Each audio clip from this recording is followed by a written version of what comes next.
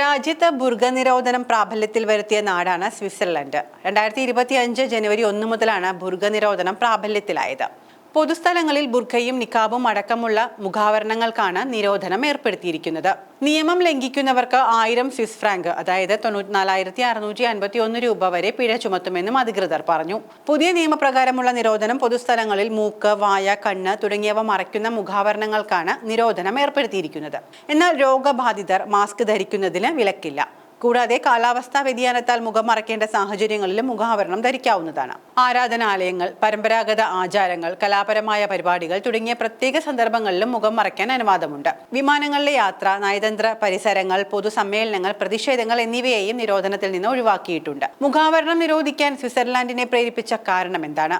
2021 രാജ്യത്ത് നടത്തിയ ഹിതപരിശോധനയുടെ അടിസ്ഥാനത്തിലാണ് ബുർഖ നിരോധിക്കാൻ തീരുമാനിച്ചത്. 51% പേരും ബുർഖ നിരോധനത്തെ പിന്തുണയ്ക്കുകയായിരുന്നു. ദേശീയ സുരക്ഷ ഉറപ്പാക്കി സാമൂഹിക ഐക്യം ഊട്ടിയുറപ്പിക്കുന്നതിന്റെ ഭാഗമായാണ് ബുർഖ നിരോധനം ഏർപ്പെടുത്തിയതെന്ന് അധികൃതർ വ്യക്തമാക്കുന്നു. തീവ്ര വലതുപക്ഷ കക്ഷിയായ സ്വിസ് പീപ്പിൾസ് പാർട്ടിയാണ് ബുർഖ നിരോധനം സംബന്ധിച്ച നിർദ്ദേശം മുന്നോട്ട് വെച്ചത്.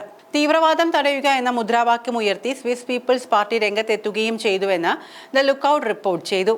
എന്നാൽ നിർദ്ദേശത്തെ എതിർത്ത് സ്വിസ് സർക്കാർ മുന്നോട്ട് വന്നു. വ്യക്തികൾ, പ്രത്യേകിച്ച് സ്ത്രീകൾ, എന്ത് ധരിക്കണമെന്ന് തീരുമാനിക്കാൻ ഭരണകൂടത്തിന് അധികാരമില്ലെന്ന് സർക്കാർ വ്യക്തമാക്കി. ബുർഖ നിരോധന വിവാദത്തിൽ ആംനസ്റ്റി ഇന്റർനാഷണൽ അടക്കമുള്ള മനുഷ്യാവകാശ സംഘടനകൾ ബുർഖ നിരോധനത്തിനെതിരെ രംഗത്തെത്തി. സ്ത്രീകളുടെ അവകാശ ലംഘനമാണിതെന്ന് ആംനസ്റ്റി ഇന്റർനാഷണൽ പ്രസ്താവന ഇറക്കി. എന്നാൽ സ്വിറ്റ്സർലാൻഡിൽ ബുർഖ ധരിക്കുന്നത് 30% സ്ത്രീകൾ മാത്രമാണെന്ന് ലൂസേൺ സർവകലാശാലയിലെ ഗവേഷക റിപ്പോർട്ടിൽ പറയുന്നു. രാജ്യത്തെ ജനസംഖ്യയുടെ 5% മുസ്ലിങ്ങൾ.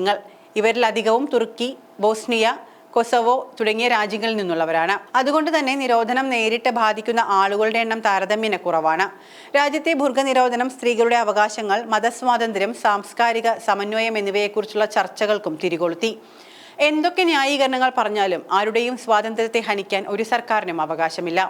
30% എങ്കിൽ പോലും ആ ന്യൂനപക്ഷത്തിന്റെ അവകാശം സംരക്ഷിക്കേണ്ടത് ഭരണകൂടത്തിന്റെ കടമ തന്നെയാണ്.